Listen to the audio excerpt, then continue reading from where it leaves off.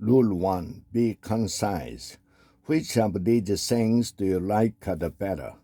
Being brief, that is, using just the right words and getting right to the point, is crucial or all important for the writer who intended to create the clever, memorable prose. Brevity is the soul of wit. All right, so maybe we can't all create time-honored proverbs, but we can all learn to be brief. Professional writers often must adhere to a specific limit on the number of words in a manuscript determined by editors and based on the space available. Invariably, writers must cut out at least one treasured phrase, or even butcher a favorite passage altogether. But guess what? Almost always the writing pared down to the essentials turns out to be even better in the briefer, bare-bones version. And so, without further ado, here are 4 specific things to avoid that will help make your writing concise. First, use the fewest words possible. Don't use several words when one will do. This is our golden rule. If you have the choice of saying something in 1 word or 3 words, always say it. 1. Here are some examples of multi-word phrases that can easily be pared down to a single syllable or 2. Wordy, at this point in time. Concise, now. At the present moment, now. Get the idea? You can implement this suggestion in 2 ways. First, when you are writing, get used to reaching for the concise word rather than for the long-winded phrase. Second, when you look back at one you've written, keep an eye out for long, wordy phrases. Then you can replace with fewer simple words. Second, don't say it again.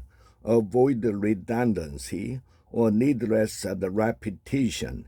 Usually it occurs because writers say things that they don't even realize they've already said. For example, our office is implementing a training program for beginners lacking experience.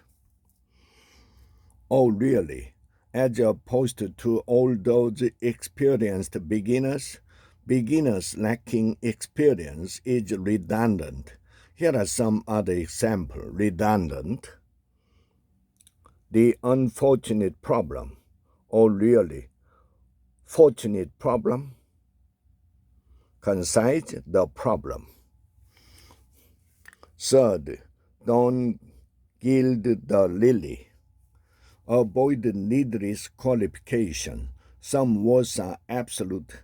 They don't need to be qualified with words such as very, somewhat, slightly, or extremely. The most obvious example, of course, is pregnant. You are either pregnant or you are not. No one is slightly pregnant. Here are some of the absolute words that shouldn't be qualified. Unique. Unique means the one of a kind. So don't say rather unique or extremely unique, or certainly not totally unique. As with pregnancy, either something is unique or it isn't. Fourth, avoid padding. When you've said it all, you are through. Don't pad. Padding is writing words, phrases, or even whole sentences just to take up space. Writers who use padding are usually trying to make their piece of writing longer. This is what many college students do when they have 10 pages worth of stuff to say, but the assignment is for a 20-page paper. They pad, sorry, but this technique doesn't fool anyone. So, say what you have to say and then stop writing. If you want to fill up the page, write it bigger. Just kidding. The sentences below are examples of padding. Following the sentences are either instructions or rewrites regarding the padding. Simply get rid of it or revise it to make it meaningful.